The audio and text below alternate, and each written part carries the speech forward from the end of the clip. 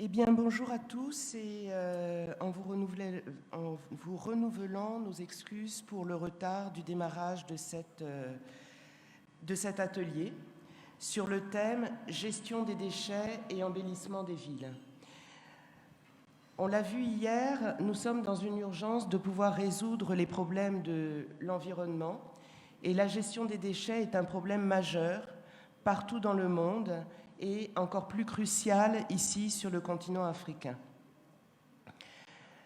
L'embellissement des villes, j'avais élargi cette expression à la notion de cadre de vie. Donc c'est aussi sur cette notion de cadre de vie qu'on pourra s'interroger pendant cet atelier. Donc nous avons le plaisir d'accueillir comme intervenant M. Djibo Nicolas, maire de Bouaké, M. Bounama Kanté, maire de Tambacounda. Nous avons également le docteur Ndaoulé de l'Institut de géographie de l'Université d'Abidjan-Cocody. Il était prévu de recevoir Madame Gagbei de la mairie de Cocody. Je souhaiterais juste savoir si elle est dans la salle. Pardon ? Est-ce qu'elle peut venir à la tribune ? Voilà.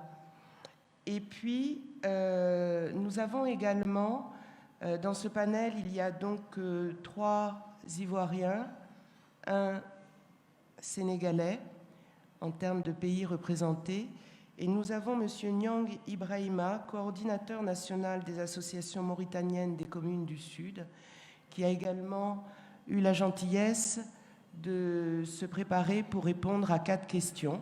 Donc nous le convierons à un moment donné pour venir compléter les interventions du panel. Alors, chers honorables panélistes, je suis ravie de faire votre connaissance ce matin. Pour ma part, autour de ces questions, nous sommes dans la dynamique de la participation citoyenne. Donc, pour ma part, j'avais 4 questions introductives à partager avec vous. 2 sur le thème du déchet et 2 sur le thème de l'embellissement des villes. Donc, pour les panélistes qui ont préparé une intervention, c'est pas grave. Pour les panélistes avec qui j'ai pu échanger pour préparer ces questions, on va essayer d'aller sur ces questions. Donc, mes 4 questions sont les suivantes.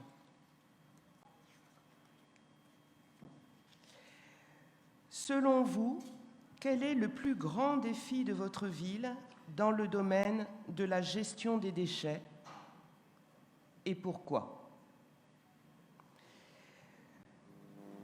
Relativement à la participation citoyenne dans cette dimension de gestion des déchets, comment voyez-vous la participation citoyenne pour répondre à ce défi majeur ? La deuxième série de questions porte sur l'embellissement des villes. Et comme je suis de nature optimiste, j'aime toujours commencer par quelque chose qui nous fait rêver. Donc, selon vous, quel est le plus beau lieu de votre ville ? Où est-ce qu'il se situe ? À l'entrée, au centre-ville, un peu éloigné du cœur de ville ? Et pourquoi est-ce que c'est le plus beau lieu pour vous ? Enfin, pour vous, quels seraient les lieux prioritaires à embellir ? Pourquoi ? Et que pensez-vous de la participation citoyenne dans le cadre de l'embellissement ? Voilà.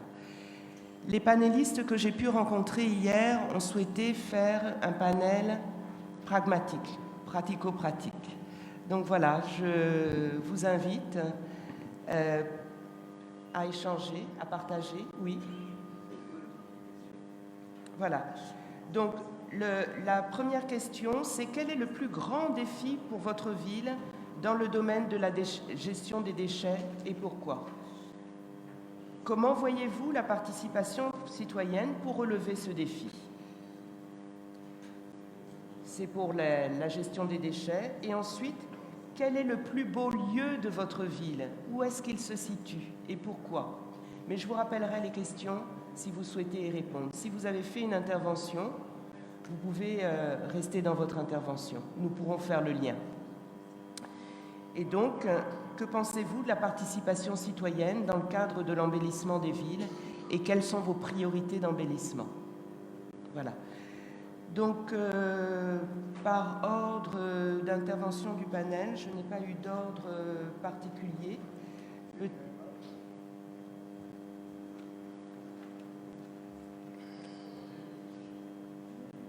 D'accord, donc c'est Madame de la mairie de Cocody qui commence.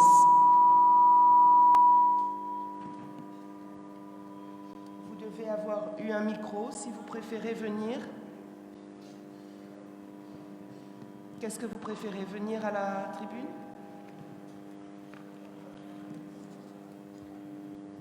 Donc chaque participant a environ 5 minutes pour s'exprimer sur le sujet, voire 10 minutes maximum.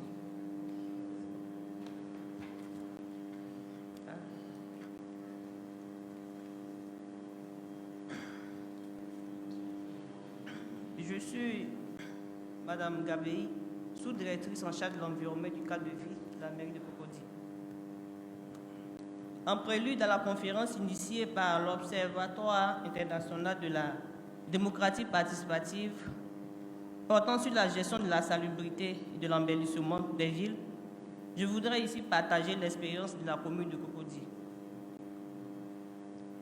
Je voudrais d'abord, par ailleurs, traduire ma profonde gratitude aux organisateurs de cette conférence et de l'opportunité qu'ils nous offrent à intervenir pour le compte de la commune qui regorge des personnalités de marque. En effet, mon exposé s'articulera autour de ces différents points. D'abord, la définition des concepts de salubrité et d'embellissement, l'état des lieux de la salubrité de la commune de Cocody, leurs causes et conséquences, actions de l'État et de la mairie en matière de salubrité et d'embellissement.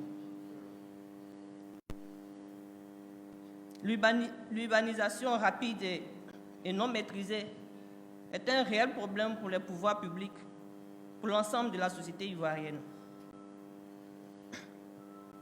Dans la plupart de ces villes, en général et singulièrement à Abidjan, l'insalubrité et la prolifération des déchets dans les rues se sont considérablement accrues.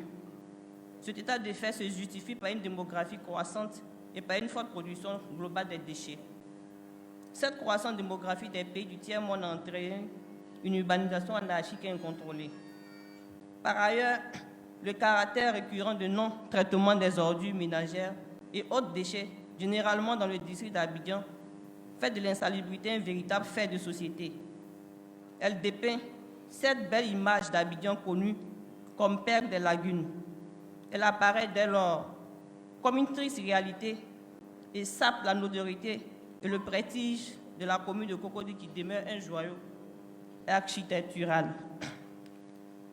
Cet état de fait rentre dans le cadre global de l'environnement et interagit également dans le domaine de la santé publique, exposant ainsi les populations.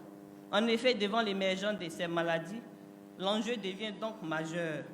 Cela appelle à cet effet un ensemble d'interrogations. Comment en est-on arrivé là? Pourquoi, en dépit de l'existence des collectivités et des ministères dédiés, l'insalubrité demeure un problème majeur et un problème d'actualité?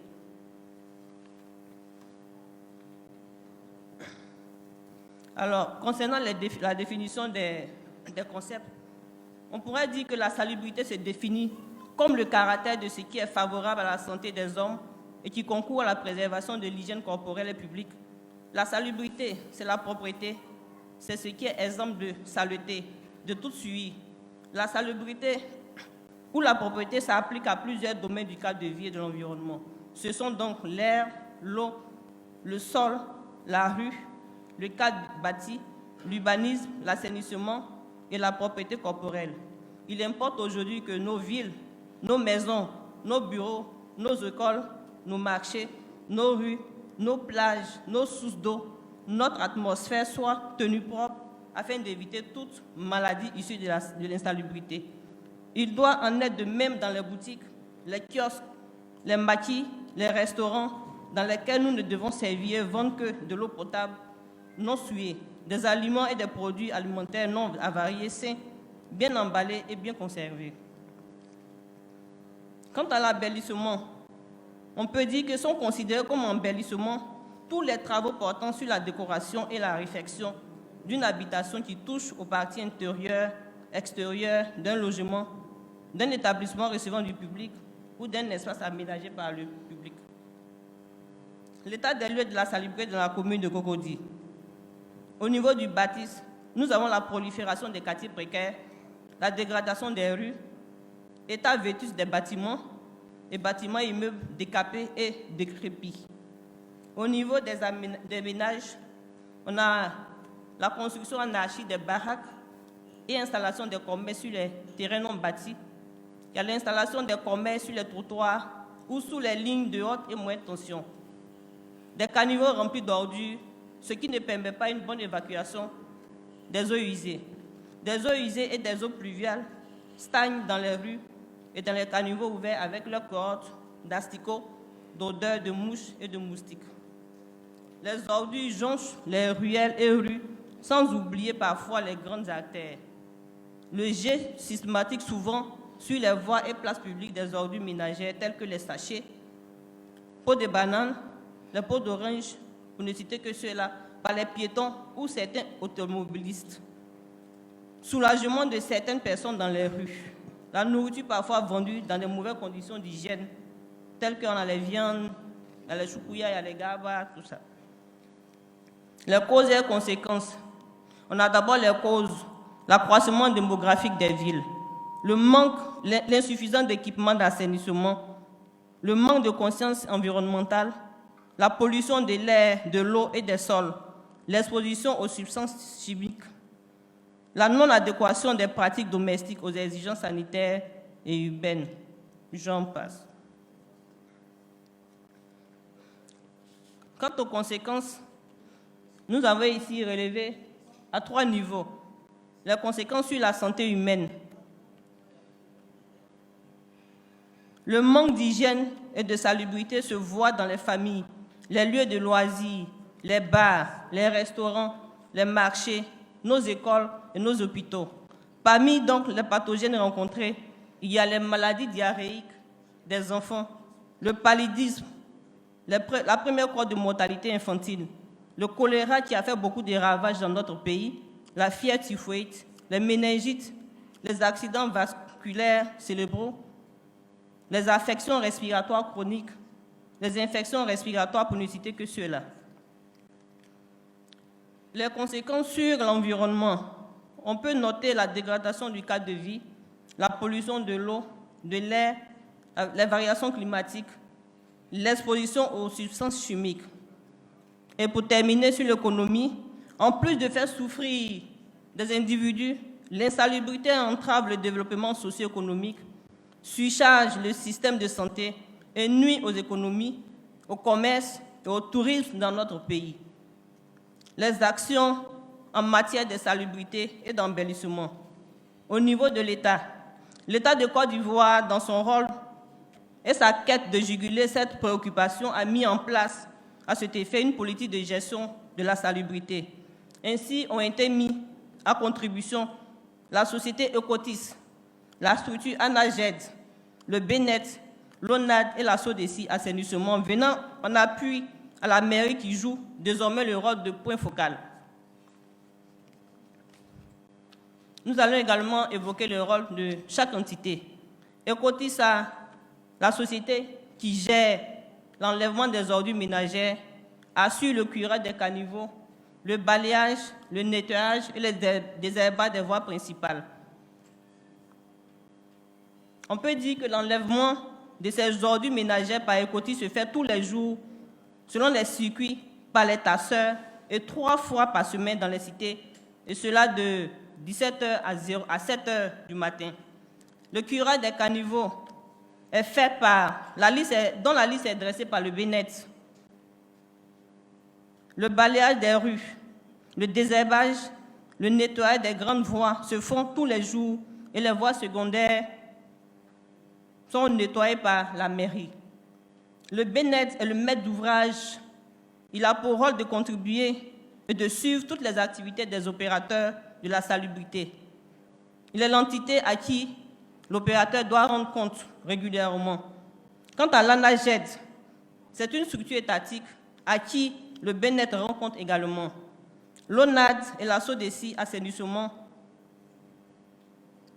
se sont vus affecter le service d'affinage, de l'entretien et l'exploitation des réseaux et ouvrages d'assainissement, de drainage de la ville d'Abidjan et a été confié.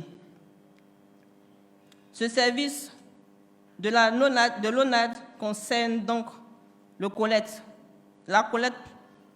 le transport et l'épuration des eaux usées, la collecte et le transport des eaux pluviales par réseau enterré, à l'exclusion de certains ouvrages de surface tels que les caniveaux à ciel ouvert et les fosses enterrées.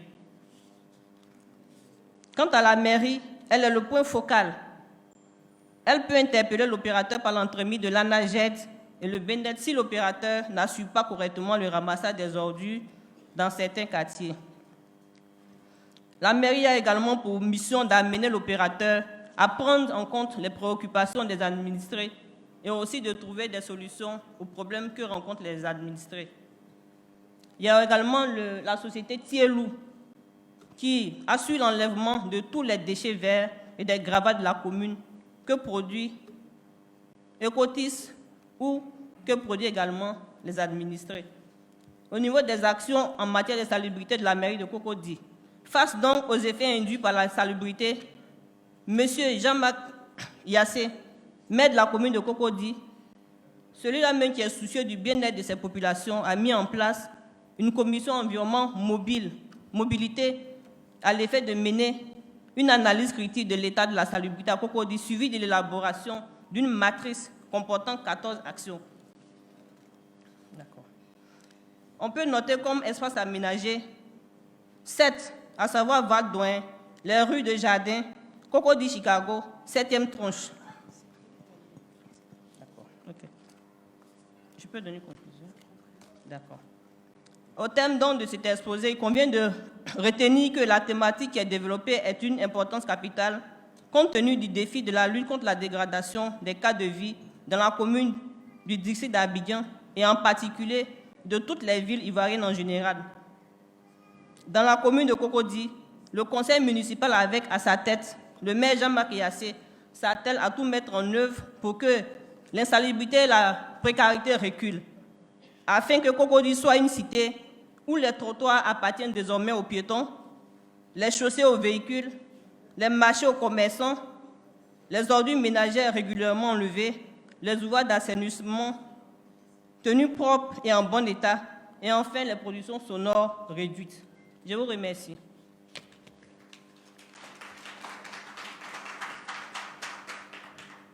Merci infiniment, Madame, pour cette présentation détaillée des problématiques de la commune de Cocody, dans lequel on voit comme problème majeur la démographie et l'urbanisation rapide non contrôlée, ainsi qu'une multiplicité d'interlocuteurs qui ont en charge la résolution de ces problèmes. Nous élargirons ces échanges après l'intervention des autres panélistes. Donc nous allons inviter à prendre la parole Monsieur Bounama Kanté, maire de Tabakunda. Je vous remercie infiniment.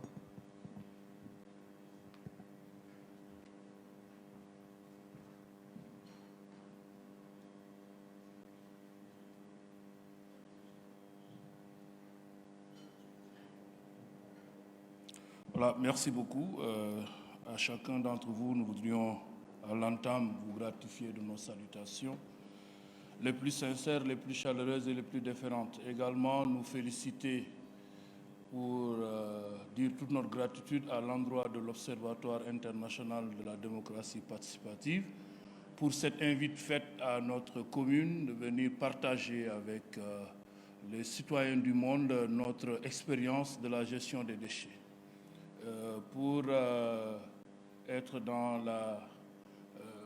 l'axe posé par les 4 questions tout à l'heure de la modératrice. Nous voudrions juste rappeler que la commune de Tambacounda est située à 475 km à l'est du Sénégal, donc entre 5 pays de la sous-région, ce qui fait de notre ville une sorte de plaque tournante, un flux humain assez important venant de la sous-région vers Dakar, mais aussi venant de Dakar vers la sous-région. Et c'est le plaisir pour nous de dire qu'il y a une forte communauté ivoirienne à Tambacounda, et ce qui nous renforce d'ailleurs à l'idée que la Côte d'Ivoire est un pays très hospitalier. Pour aborder la question des déchets, il faut dire que ça a été une préoccupation majeure de tous les États. Et s'étant rendu compte que cette gestion ne pouvait plus se faire en régie et qu'il nécessite forcément d'associer les populations à cette gestion-là. Et c'est la raison pour laquelle la commune de Tambacounda, très tôt, a compris, et depuis 2003, avec ses partenaires de la coopération décentralisée, nous avons imaginé une forme de gestion et nous l'avons appelé système intégré de nettoiement et de valorisation des déchets. Ce système consiste à mettre en réseau les populations et les services techniques de nettoiement de la mairie et les services de l'État qui sont mis à notre disposition. Donc il y aura un premier aspect, c'est la pré-collecte qui va des ménages vers les dépôts relais qui sont aménagés. Et cet aspect-là est important parce que nous allons y revenir, c'est cet aspect qui prend en charge la participation des populations. Donc l'autre aspect, c'est la collecte qui va des dépôts relais vers la décharge finale. Et c'est au niveau de cette décharge finale aménagée que la valorisation des déchets se fera. Donc pour ce qui est de la collecte, la pré-collecte, nous avons pensé qu'il fallait optimiser la participation populaire. Donc nous avons mis en place ce qu'on appelle les conseils de développement de quartier. Ce sont ces conseils de développement de quartier qui s'organisent autour de la pré-collecte en faisant quoi d'abord? En mettant en place un dispositif. Et il y a la commission, dans cette conseil de développement de quartier, il y a une commission qu'on appelle gestion du cadre de vie. Et cette commission va se charger d'abord de recruter le personnel dans le quartier, donc d'une manière très démocratique. Donc les charretiers, parce que c'est les charrettes qui seront mises à contribution avec une traction faite par un âne. Donc nous avons au niveau de chaque CDQ 3 à 5 charrettes qui sont conduites par des jeunes du quartier, choisis librement dans le quartier, et qui passent chaque 2 jours au niveau des ménages pour ramasser les ordures ménagères, pour les amener au niveau des dépôts relais. Et ces dépôts relais sont situés à proximité du quartier et seront vidés au fur et à mesure que nous évoluons dans la semaine. Ainsi, le quartier a non seulement les conducteurs de charrettes, mais aussi la gestionnaire de ces dépôts relais-là qui surveille, bien entendu, le dépôt correct de ces déchets. Arrivé à ce niveau-là également, il y a ce qu'on appelle des superviseurs qui, tous les jours, suivent ces charrettes-là. Et des dépôts relais vers la décharge finale, il y a l'utilisation des engins motorisés de la commune de Tambacounda, avec l'appui aussi des partenaires. Tout cela en optimisant la participation des populations, parce que la commune elle-même, à travers son service technique de nettoiement, ne peut pas assurer le nettoiement correct de la ville.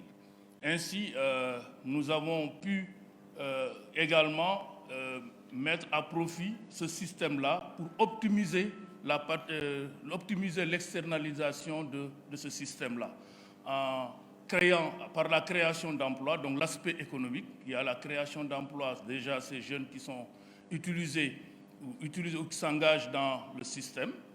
Donc c'est des emplois qui sont créés parce que chaque charretier a au moins 50 000 francs par mois.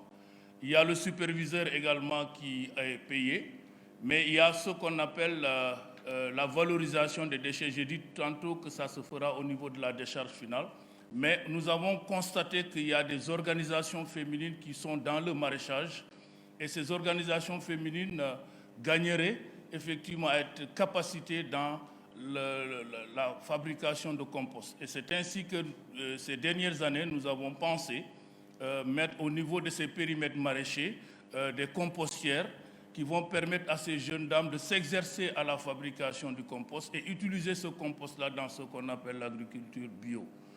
Donc, de ce point de vue-là, le défi majeur auquel nous sommes confrontés, nous étions confrontés et que nous sommes en train de régler, c'est la question de l'implication des populations dans la gestion des ordures. À ce niveau, de plus en plus, aussi bien au niveau des organisations de jeunes que des organisations de femmes, nous sommes en train d'éradiquer tout ce qu'on appelait dépôts sauvages. Et qu'aujourd'hui, vous allez à Tambacounda, c'est devenu une réalité, vous rencontrez très rarement des dépôts sauvages. Mais aussi l'évacuation rapide des dépôts relais, parce que là, à ce niveau aussi, si vous n'enlevez pas, vous ne videz pas les dépôts relais à temps, ce qui va se passer, vous allez créer un autre dépôt sauvage à grande échelle. Ça, c'est un des défis auxquels nous étions confrontés, que nous sommes en passe de régler. Mais l'autre défi aussi, c'est la valorisation des déchets. Je l'ai dit tantôt, nous avions pensé au niveau, à l'initial, nous avions pensé faire cette valorisation au niveau de la décharge finale.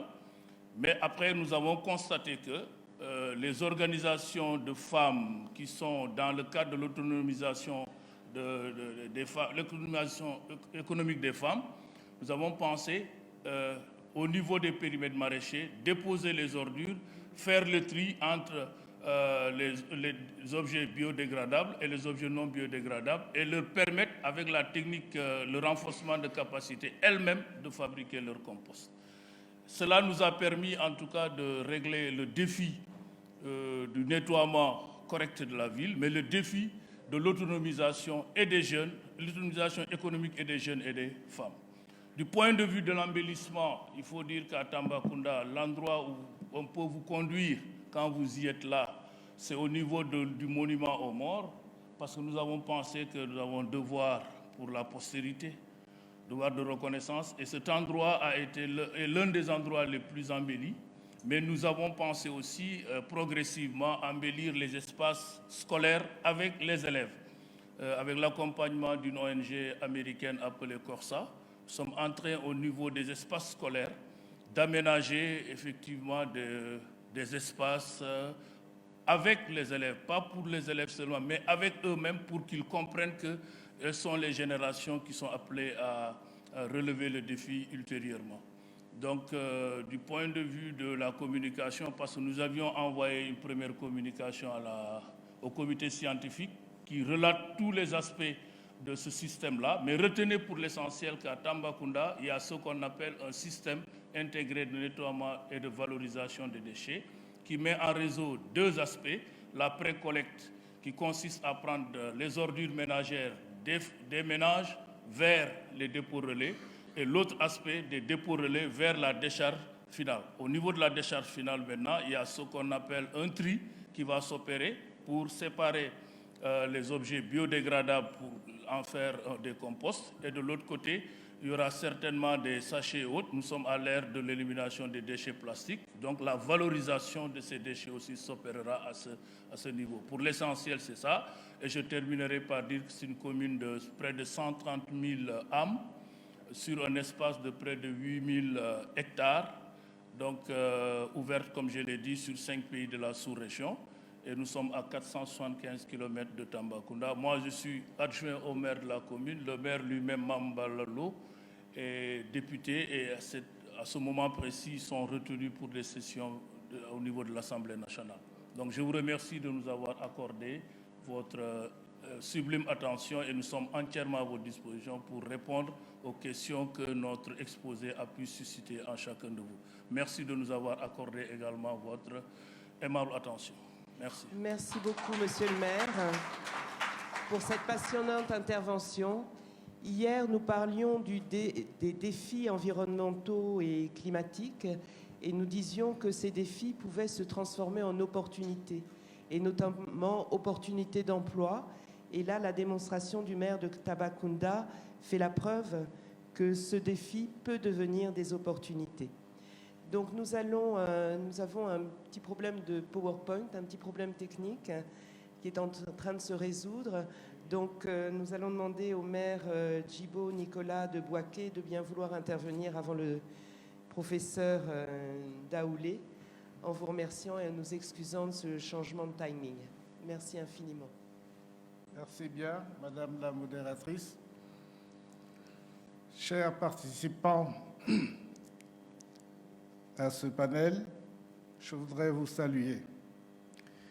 Je voudrais vous présenter donc la problématique de notre panel qui est gestion de salubrité et embellissement de la ville sur le cas particulier de la commune de Boaké.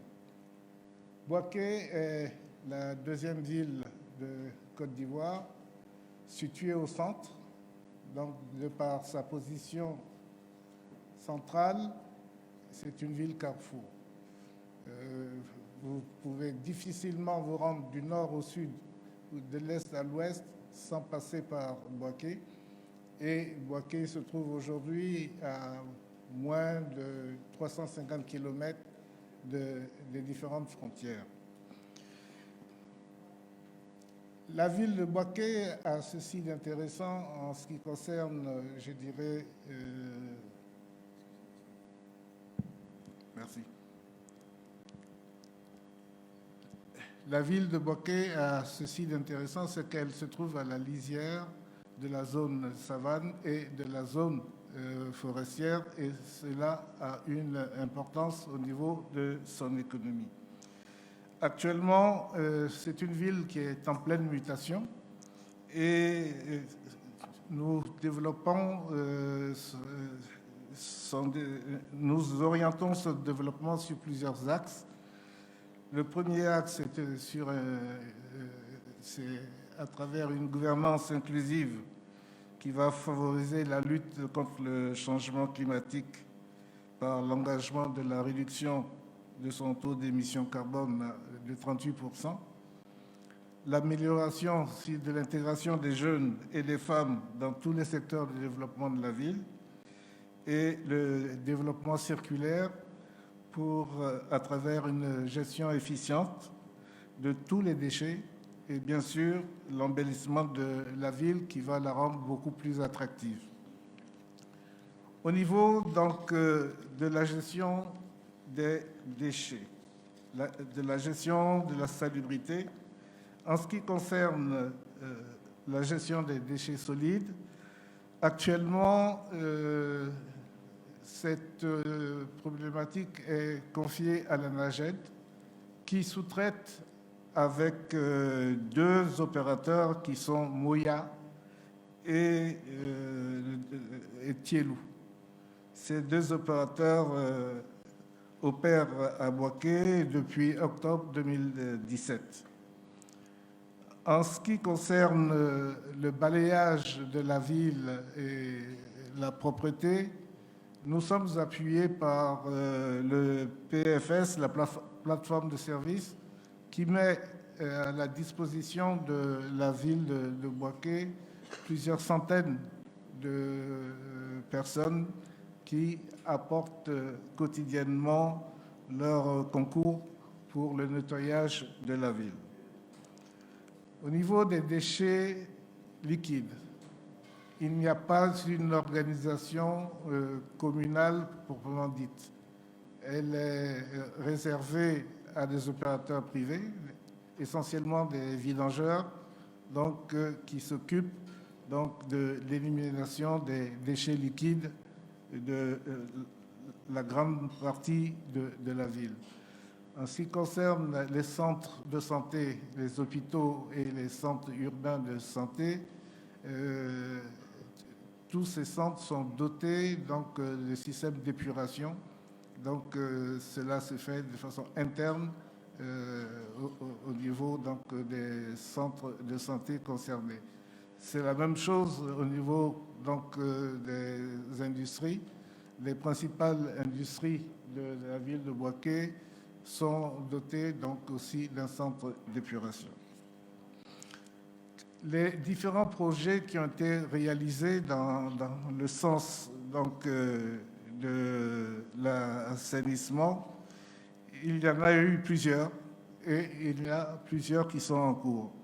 Alors, projets qui ont été réalisés, on peut parler du projet projet système communautaire d'appui à l'assainissement. C'est un projet qui a été financé par CARE International d'une valeur de 65 millions et qui avait pour objectif l'appui des ménages vulnérables pour l'obtention d'ouvrages d'assainissement, particulièrement des fosses septiques à moindre coût.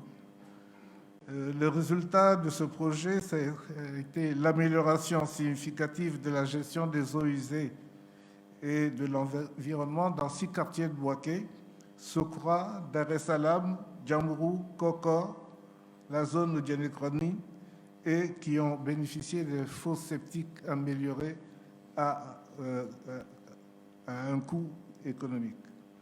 Le deuxième projet qui a été intéressant à signaler, c'est le projet PATER, projet qui concerne la promotion de l'accès des toilettes et aux emplois à travers la réutilisation des boues et des urines. C'est toujours l'ONG CARE qui en a assuré la mise en œuvre et le financement est un financement de la BAD d'une hauteur de 820 millions. Le résultat de ce projet, ça a été l'installation de 324 infrastructures de fosses septiques dans des quartiers vulnérables de la ville et bien sûr avec une incidence intéressante sur la réduction des infections liées aux eaux usées et aux boues de vidange, infections comme le paludisme, la diarrhée et bien d'autres infections. Le troisième projet intéressant à présenter, c'est le projet SSD, Sanitation Service Délivré, par l'ONG PSI. C'est un projet qui a été financé par l'USAID, d'un financement de plus de 11 milliards et qui va de la période de 2014 à 2021. Ce projet concerne 3 pays, le Bénin, la Côte d'Ivoire et le Burkina Faso. Et l'objectif principal en ce qui concerne le Bouaké, a été de catalyser le marché des excrétas de la ville de Bouaké, de manière à pouvoir avoir une masse suffisante d'excrétas pour la réalisation de produits dérivés comme les composts. Alors, projets en cours de réalisation qui sont intéressants à présenter. On peut parler du projet de Puy du Casse qui est en fait une analyse sur la problématique donc, de la gestion des déchets solides de la ville de Bouaké. Cette étude a pour objectif de diagnostiquer et de faire la caractérisation des déchets solides de manière à pouvoir mieux les utiliser dans la ville de Bouaké. Il y a aussi le projet d'assainissement de résilience, qui est un gros projet qui est financé par la Banque mondiale. Ce projet a pour objectif de mettre en place un système de traitement des déchets sur la base de l'intercommunauté. Cela veut dire que les villes de Bouaké, de Djebonois, de Tchébissou, de Yamoussoukro et Toumoudi seront concernés par ce projet qui va donc faire le ramassage des déchets dans chacune de ces villes et en assurer le traitement. Un projet aussi important qui est cofinancé par l'Union européenne et la mairie de Bouaké à hauteur de 2,5 milliards. Et ce projet a pour objectif de réduire l'empreinte carbone des ménages et des entreprises dans la ville de Bouaké et sensibiliser les populations à la construction d'infrastructures de production d'énergie non conventionnelle, biogaz et solaire. Au niveau de l'embellissement, on peut dire que depuis une dizaine d'années, Bouaké connaît une forte mutation avec le programme d'embellissement, notamment au niveau d'infrastructures. Il y a plusieurs kilomètres de voies qui ont été bitumées et cela a apporté une modification sensible dans l'aspect de la ville. Alors, les programmes les plus intéressants aujourd'hui sont les programmes de bitume de la desserte de Tola-Kwaliokro qui a complètement modifié un quartier. Et aujourd'hui, la traversée de la ville de Bouaké est amorcée par des modifications sensibles dans le cadre du programme du PIDUCAS.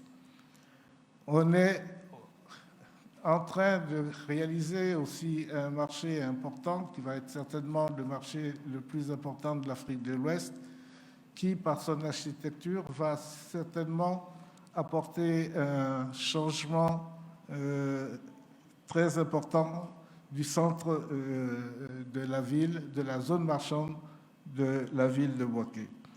Nous terminons la construction de l'hôtel de ville grâce à un appui de la Banque mondiale à hauteur de 2,5 milliards. Et cette architecture va apporter un plus au niveau du centre de la ville de Bouaké.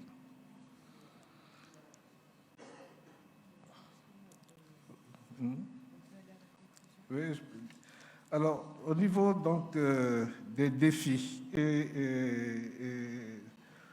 au niveau de la gestion de la salubrité, je dirais que le défi le plus important, c'est comment répondre à l'extension de la ville. Bouaké est une ville qui a certainement un taux de croissance très important, que je n'ai pas calculé, mais à vue d'œil, on se rend compte que la ville s'étend de jour en jour et cela, bien sûr, multiplie la problématique de toutes les questions liées à la gestion de la ville et plus pratiquement à la gestion des déchets. Et donc, la première question, ça va être trouver le financement pour assumer ses responsabilités. Au niveau de l'embellissement, ça va être la même chose. Et aussi la sensibilisation des populations, parce que lorsque vous entreprenez un acte d'embellissement de la ville, ce n'est pas toujours évident que les populations respectent ne serait-ce que l'engazonnement d'une zone. Vous engazonnez une zone et elle va servir donc de passage à la population alors qu'il faut respecter ces choses. Donc, je dirais en conclusion que Bouaké, dans sa vision de ville durable, est véritablement dans une dynamique de modernisation de la gestion de ses déchets ainsi que de son embellissement. Une gouvernance locale inclusive à travers la mise en œuvre de nombreux projets. Et il faut toutefois regarder l'ampleur du chantier, car il va sans dire que toutes les contributions gouvernementales ou de coopération décentralisée seront les bienvenues pour une accélération globale de son développement. Je voudrais vous dire merci pour votre aimable écoute.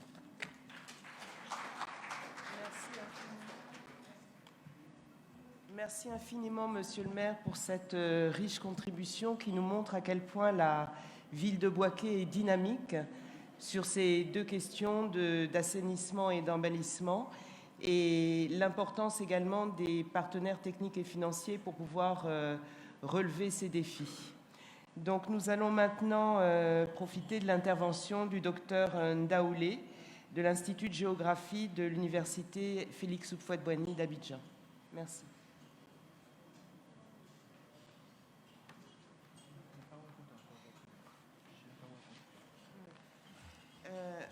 On peut lancer le PowerPoint, s'il vous plaît.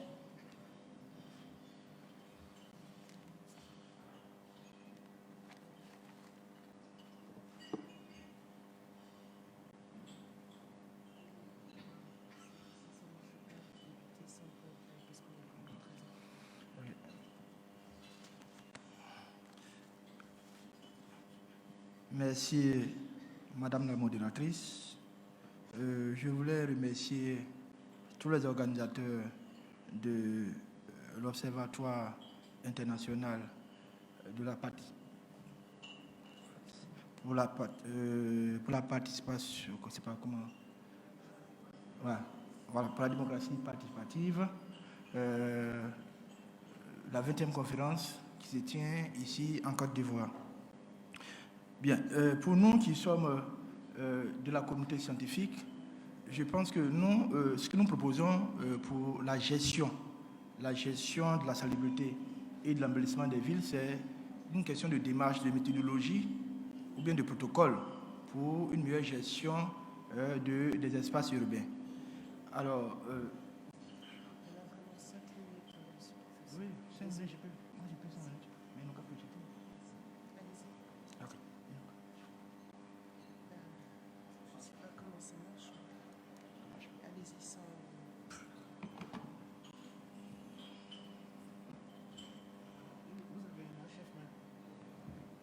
Bon, donc on va commencer.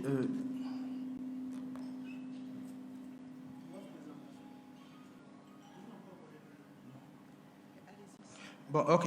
En fait, ce que nous voulons souligner, c'est d'abord l'intérêt de la gestion de la salubrité.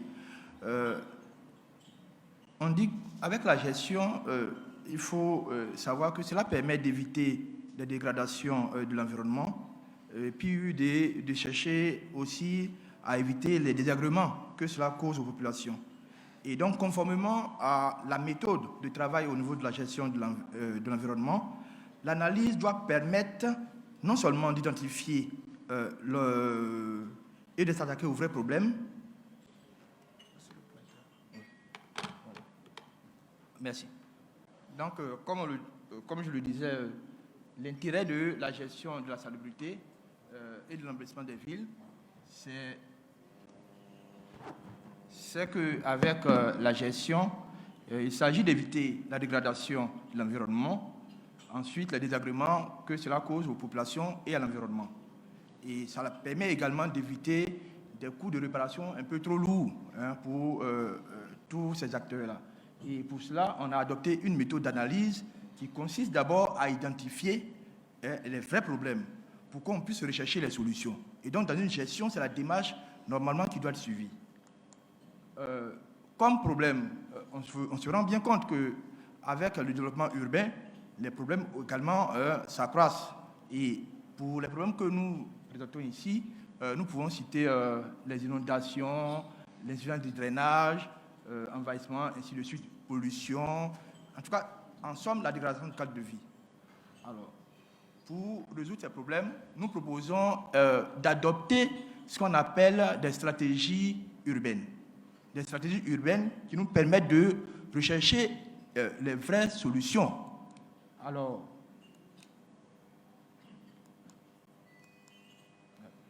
donc pour cela, je pense qu'il faut d'abord, dans un premier temps, dégager certains objectifs qui sont en relation avec les objectifs du développement durable, notamment les ODD 11. Et on a comme premier objectif spécifique celui d'assurer l'accès à tous à un logement, à des services adéquats, ainsi de suite, qu'on connaît. Il suffit de recourir aux ODD 11, vous aurez tous ces objectifs-là.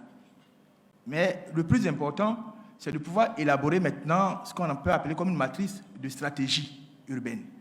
Et donc, pour le faire, dans le cadre d'une meilleure gestion, il faut d'abord rechercher, comme on l'a souligné tout à l'heure, tous les problèmes qui ressortent de l'interaction négative entre le développement urbain et la qualité de l'environnement urbain. Et cela nous permet de dégager les objectifs que nous avons présentés un peu avant, et puis ça nous permet d'élaborer des stratégies, les outils ou les moyens d'action, et puis les programmes d'action.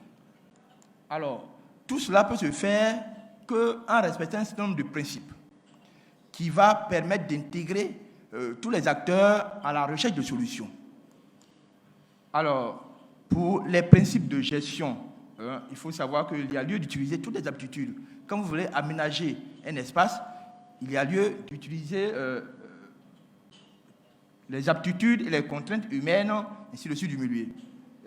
la gestion de l'environnement doit se faire également dans le respect de l'équité, de l'intérêt commun, de prendre des mesures préventives comme correctives, d'écarter les obstacles, et puis il est important d'intégrer toutes les composantes. Parce que normalement, quand on fait un aménagement pour l'embellissement, ou bien qu'on mène des actions, il faut tenir compte de toutes les composantes du cadre de vie. Il y a les problèmes de sécurité, de pollution, les lieux de service, pour que cette gestion soit intégrée. Et puis, on a aussi les moyens qui sont à la disposition des différents acteurs, qu'on peut voir les instruments législatifs qu'ils peuvent utiliser pour le faire, les instruments économiques, les mécanismes de soutien dont a parlé le maire, et puis les instruments d'appui horizontaux. Alors, donc, c'est brièvement ce que je voulais dire, que pour une bonne gestion, il faut savoir que pour qu'elle soit durable, il faut que cela soit appuyé sur les piliers du cadre de vie durable, que sont le milieu de vie, que sont le mode de vie, que sont le mode de milieu, et puis quoi d'autre que j'oublie? Le niveau de vie, voilà.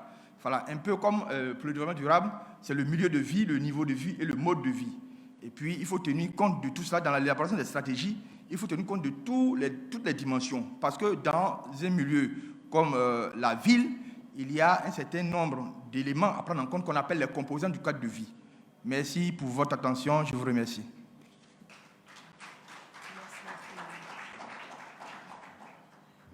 Merci infiniment, professeur, pour votre intervention, qui nous montre qu'au démarrage, l'importance du diagnostic et l'importance du diagnostic participatif pour qu'il puisse être partagé et pour qu'on puisse s'appuyer sur toutes les forces de chacun, sans oublier un des domaines, puisqu'on doit être dans une approche intégrée et globale. Donc, à l'issue de ces 4 interventions, nous avons bien vu que les défis en termes d'assainissement et d'embellissement des villes sont nombreux. Ils mobilisent une pluralité d'acteurs, une pluralité de lieux, et ils sont également très dépendants des capacités financières, au-delà des capacités à inventer. Ces communications nous permettent également d'ouvrir la réflexion sur l'économie circulaire, à savoir ce qui est problème à un endroit peut devenir une ressource à un autre endroit. La mobilisation des habitants, on l'a vu, dans certaines communes, elle questionne comment faire. Dans d'autres communes, elle est de l'avant et elle répond à une question, à savoir comment rendre durable tous ces engagements et tous ces investissements. On l'a vu, ça peut être une opportunité. Donc, à l'issue de ces 4 communications, je souhaiterais pouvoir ouvrir les échanges avec la salle, donc recueillir des questions ou des contributions sur les défis rencontrés par vos villes également. Merci. Il y a des dames qui vont passer avec les micros. Au premier rang, il y a 2 questions. 1, 2, 3. On va prendre une série de 4 premières questions. 1, 2, 3, 4. Nous avons 15 minutes pour la partie questions, maximum. Allez-y.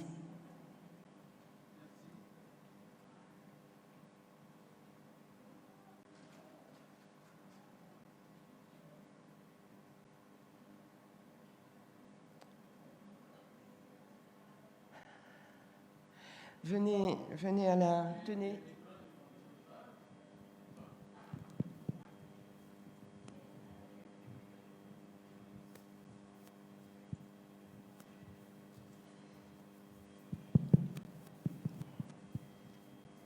Merci. Je suis Henri Christel Longenja de la RDC. Ma préoccupation, c'est par rapport à l'intervention de M. le maire de Boaké. En tout cas, d'abord, félicitations à tout le monde. Et je suis curieux de savoir une chose. Parce que le maire a fini sa communication en disant qu'à Boaké, ils ont une vision de durabilité. Et à mon humble avis, la durabilité ne peut jamais se construire dans une approche extravertie, c'est-à-dire d'une dépendance totale des financements. Monsieur le maire a donné autant de millions financés par terre bailleur, mais la question que je me pose, quelle est la part de la mairie par rapport à son budget? Est-ce que la mairie contribue à combien? Parce que si l'assainissement se base que sur des financements étrangers, et dès que le financement termine, on va arriver à des catastrophes. Et j'ai dit avec l'expérience, parce que dans mon pays, à un certain moment, c'est l'Union européenne qui aidait pour ramasser les ordures, ainsi de suite, dans la ville de Kinshasa. Mais une fois que le projet a pris fin, on a vu des crashs partout, parce que tout est centré sur le financement de l'Union européenne. Alors, est-ce que vous avez une politique interne de garantir cet assainissement dans la durabilité sans tenir compte des financements étrangers? Merci. Monsieur à côté avait une question. Merci.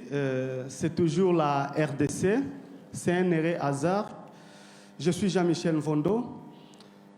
Le premier volet de ma question est déjà ramassé par mon collègue.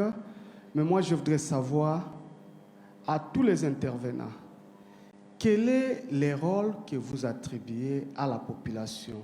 Parce que ça, c'est un combat. C'est un combat important.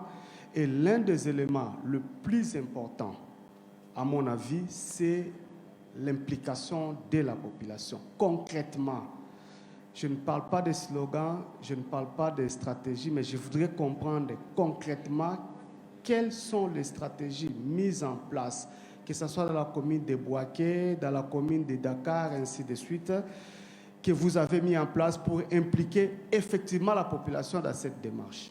Merci. Il y a madame juste à côté qui avait une question, et ensuite un monsieur au fond. Oui, merci. En fait, ça se voit qu'au Congo, nous avons un problème sérieux de la gestion des déchets, parce que là, les premières questions, ça vient du Congo. Et ma préoccupation reste. Je prends comme préoccupation les questions des prédécesseurs. Et j'ajouterais à ma question savoir à quel niveau la participation de la population financièrement intervient. Et comment à quel niveau, à combien, comment ils font, comment vous faites surtout à Tambacounda, comment vous faites pour que les taxes des populations interviennent et à quel niveau et par rapport à l'intervention étrangère? Merci. D'accord. Donc, je propose que les intervenants répondent à ces 3 questions de façon très brève. 2 minutes au total pour la réponse, de façon à pouvoir recueillir quelques autres questions. Donc, monsieur le maire de Bouaké, risque de dépendance financière et d'arrêt de cet élan à la fin des financements. Est-ce que ça marche? Oui. Bien, merci. Je voudrais ne pas répondre, je voudrais répondre sans faux fuyant. À l'heure actuelle, le problème de financement autonome de la mairie de Bouaké n'est pas résolu. Nous n'avons pas la capacité à pouvoir faire face à cette problématique dans sa globalité avec les moyens que nous avons actuellement. Et même si nous introduisons une taxe spécifique pour cela, je ne pense pas que nous puissions y arriver. Donc il y a un problème qui se pose, c'est le problème majeur du financement, donc le problème majeur de l'autonomie de la ville de Bouaké par rapport à cette problématique. Au niveau donc, du rôle de la population, je suis entièrement d'accord avec vous. Il faut que la population s'implique dans la gestion de l'assainissement de la ville. Et ça passe par des sensibilisations que nous faisons à travers un programme qui s'appelle aujourd'hui Boakeville Durable, sur lequel nous sommes orientés vers la population de manière à les amener à avoir des comportements les plus adéquats par rapport à cette problématique. Au niveau de la participation du financement de la population intervient en ce qui concerne le ramassage des déchets. La population intervient pour la partie en amont. À Boaké, les déchets, donc il y a une précollecte des ménages au point de regroupement des déchets et cette partie est assumée par les populations. Il y a la mise en place de systèmes de jeunes qui sont chargés d'opérer cette précollecte et le paiement de ces services est assuré par les ménages. Voilà ce que je voulais donner comme réponse. Merci, monsieur le maire. Monsieur le maire de Tabaconda, vous voulez rebondir? Ah, vous n'avez plus de micro.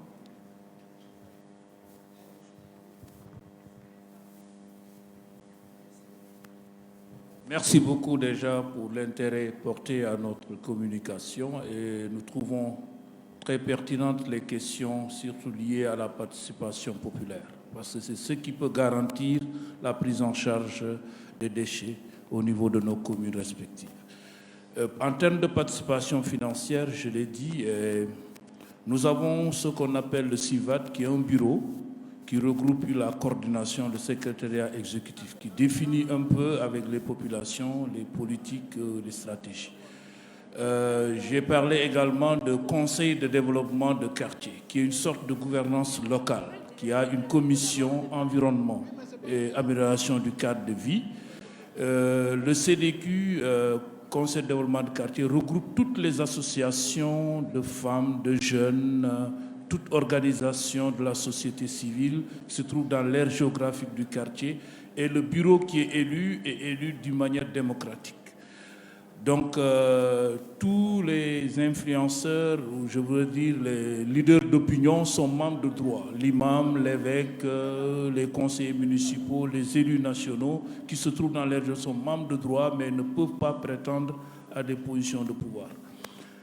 Pour ce qui est de la participation des populations, elle est définie d'une manière autonome au niveau de chaque CDQ. Ça dépend parce que les quartiers n'ont pas le même niveau de vie. Ce qui fait que vous pouvez trouver des participations de l'ordre de 500 francs à 1500 francs CFA par mois et par ménage. Et tout ça, c'est géré au niveau du conseil de développement de quartier qui se dote d'un système de recouvrement mensuel et les gens passent au niveau des maisons en échange d'un ticket de participation à la population. Et ça, c'est géré au niveau du CDQ, ça lui permet de fonctionner, de renouveler le dispositif. Maintenant, comment est-ce que le CDQ, au démarrage, fonctionne financièrement? La commune de Tambacounda, en partenariat avec la ville de Saint-Nicolas, qui est une ville partenaire dans le cadre de la coopération décentralisée, met à la disposition des poubelles au niveau de chaque maison, et ces poubelles sont vendues dans l'ordre de 1500 francs CFA à 2000 francs au niveau de chaque ménage. Et les sommes récoltées vont permettre au CDQ de fonctionner. Ce sera le moyen de fonctionnement du CDQ. Et après, vous voyez, donc au fur et à mesure, chaque mois, vous payez 1000 francs, 1500 francs ou 1500, ça reste au niveau du CDQ. On prend en charge les salaires des 5 charretiers, on prend en charge les salaires des agents chargés du recouvrement, et le reste de l'argent peut permettre au CDQ d'engager des actions d'embellissement dans le quartier, par exemple. Il est arrivé que des CDQ prennent en charge les fournitures scolaires des couches vulnérables dans leurs écoles. Et quand nous sommes à l'ouverture des classes, il y a ce qu'on appelle la quinzaine de la propreté au niveau des écoles. C'est les conseils de développement de quartier à travers ces structures-là qui prennent cela en charge. Donc en termes de pérennisation, parce que nous sommes convaincus qu'à terme, nous devons laisser tout cela entre les mains des populations. En termes de pérennisation, ce que nous envisageons, c'est qu'effectivement, il y ait une manne financière et qui soit là, et progressivement, la commune aussi, chaque année, donne une subvention annuelle au CDQ pour leur permettre de fonctionner. mais retenir que la participation des populations, elle est effective, et c'est l'ordre de 500 à 1500 francs selon les quartiers. Nous en avons 30 dans la commune de Tambacounda, et chaque quartier est doté d'un système de pré-collecte qui va des ménages vers les dépôts relais. C'est des charrettes avec des tractions anales. C'est vrai qu'on envisage d'ailleurs, compte tenu de la protection due aux animaux, on envisage de passer de la traction des charrettes par les ânes au tricycle, parce que de plus en plus il y a le développement des tricycles.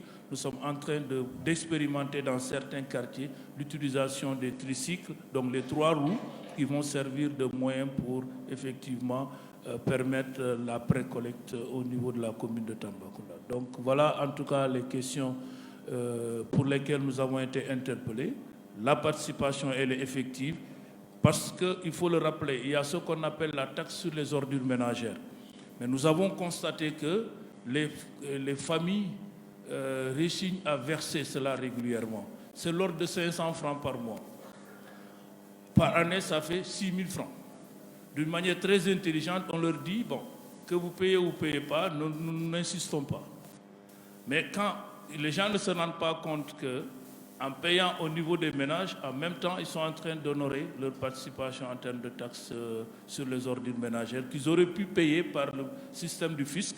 Et nous avons dit qu'il ne faut pas trop insister parce que ces taxes-là aussi serviront après à prendre en charge les ordures ménagères. Si les populations peuvent les payer directement au niveau de leur quartier et permettre la création d'emplois, permettre aussi une autonomisation des jeunes et des femmes, parce que les projets des femmes au niveau des périmètres maraîchers sont pris en charge à travers cette caisse commune, mais aussi les projets des jeunes.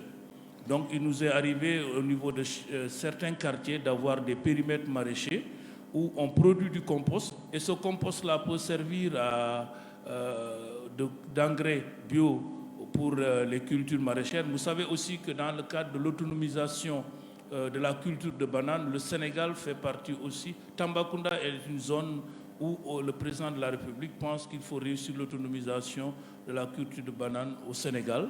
Et il y a de vastes périmètres bananiers dans la région à proximité de Tambacounda. Et nous pensons qu'avec la mise en fonction de la décharge finale, nous aurons une production à grande échelle de compost que les femmes pourront revendre au niveau de ce périmètre maraîcher. Donc voilà ce que nous voulions dire par rapport à cette question-là. Merci infiniment, Monsieur le maire. Je pense que je vais être des plus frustrantes pour les participants à cet atelier parce que le temps imparti est largement dépassé. Nous avons eu des contributions extrêmement passionnantes et quelques réponses à la nécessité de la participation des citoyens de façon à ce que ces projets ne soient pas faits pour les citoyens, mais soient co-construits avec les citoyens et que ce soit aussi des projets qui soient l'occasion de la promotion des citoyens. Donc, sur les questions relatives aux déchets, je sais que dans le prochain panel, il y aura également une intervention relative aux déchets. Donc, je m'excuse vraiment profondément de toutes les frustrations que je vais causer en devant arrêter cet atelier. En tout cas, merci beaucoup. Si vous permettez, oui. CCDQ, j'en ai parlé, Conseil de développement de quartier, ce n'est pas uniquement pour les déchets. Il y a plusieurs commissions. Autonomisation économique des femmes et des jeunes. Il y a la commission éducation, la commission santé. Donc c'est une sorte de gouvernance locale dans le quartier où les populations prennent en charge elles-mêmes. Maintenant, il y a la commission environnement qui fonctionne le plus, mais c'est dans le souci un peu de donner aux populations. La dernière intervention de notre le maire me permet aussi de faire un pont parce que Monsieur le maire a fait une communication dans une logique et dans une approche quartier par quartier. Les deux autres municipalités ont, elles, fait des communications dans une logique globalité de la municipalité, voire de l'intercommunauté. Donc, ils n'ont pas pu aborder de façon plus fine les aspects de participation qui, il est vrai, quand on est dans le concret, se déroulent beaucoup plus au niveau de territoires micro-locaux. Voilà. Donc, en tout cas, merci infiniment pour vos contributions et nous cédons la place, avec toutes nos excuses, au panel suivant.